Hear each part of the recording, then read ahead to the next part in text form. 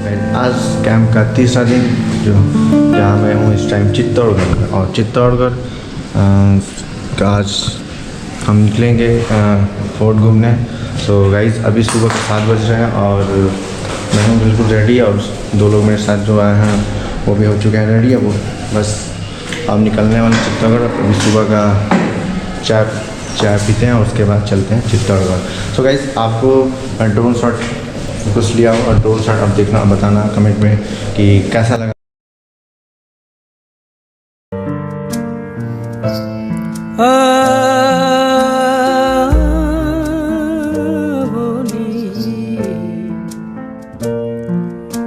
पधारो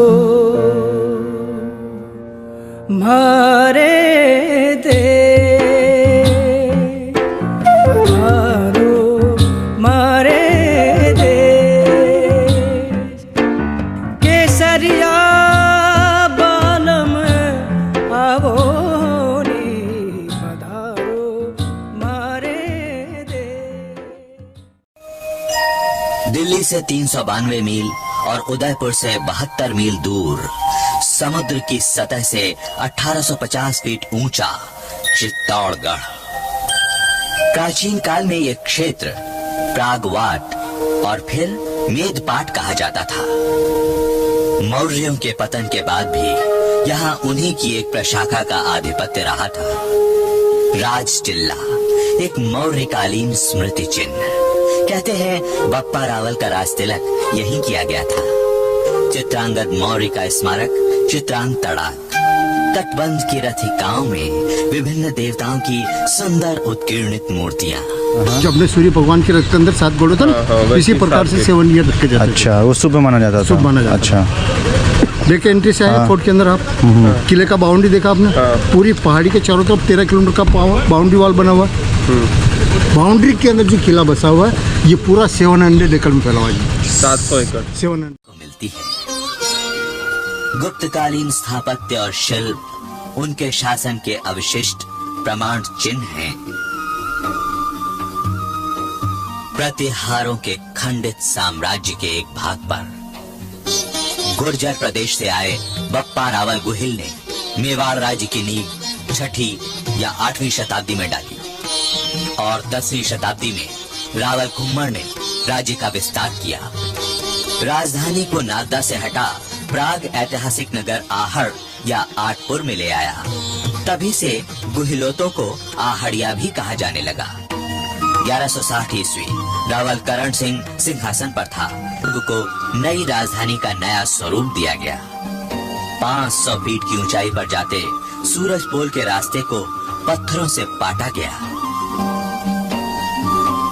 सुरक्षा सैनिकों के रहने की व्यवस्था की गई। निरीक्षण और आक्रमण के लिए प्राचीरों के साथ अर्धवृत्ताकार अट्टालक बनवाए गए। पुराने भग्न प्राचीर के ऊपरी सिरे पर नए प्राचीर बनाए गए।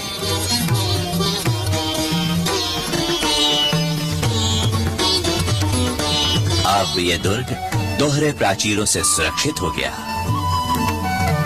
690 एकड़ के चौरस पठार को घेरते प्राचीर की लंबाई है 13 किलोमीटर।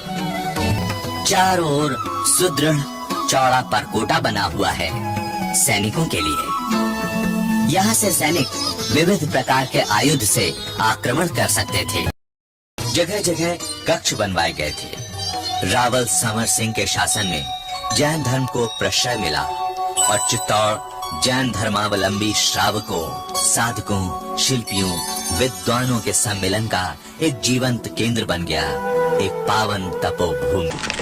आइए। तो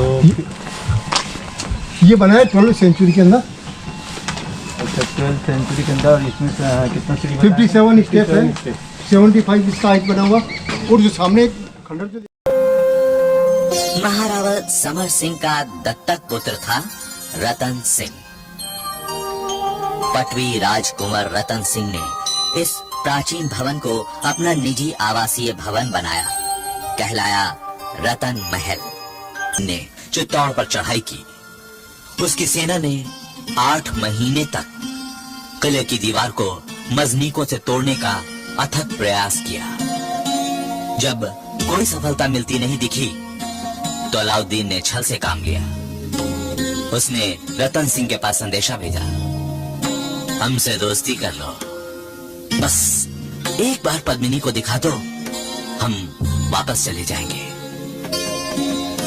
रतन सिंह बुलावे में आ गया।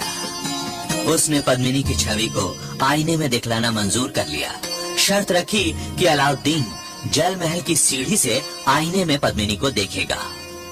अलाउद्दीन ने शर्त मंजूर कर ली। अलाउद्दीन आया। उसने रतन सिंह के साथ दोस्ती का नाटक किया।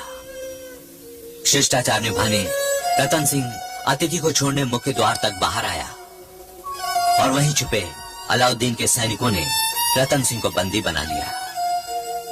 एक बार फिर दुर्ग के अंदर सामंतों के पास वही पुरानी शर्त भेजी गई।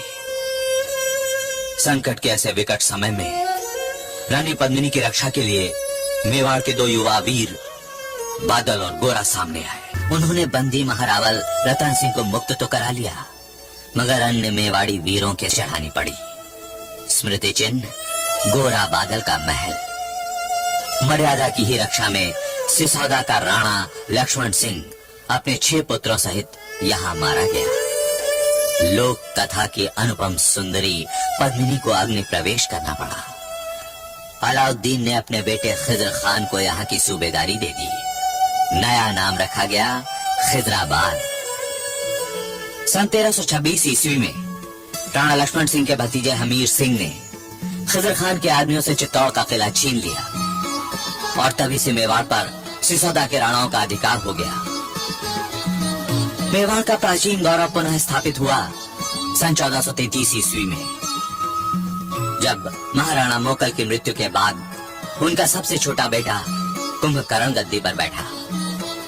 यही था इतिहास का जाजोल्यमान चरित्र, महाराणा कुंभा। दुर्ग को एक नया कलेवर दिया। दुर्ग के पश्चिमी प्रवेश द्वार को प्रशस्त करवाया, 7 दरवाजों से सुरक्षित किया।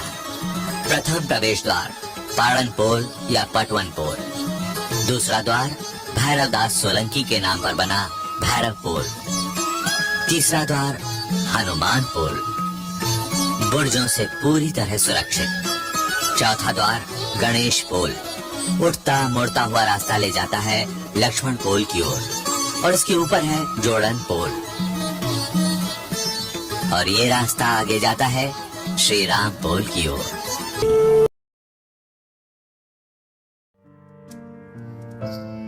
आ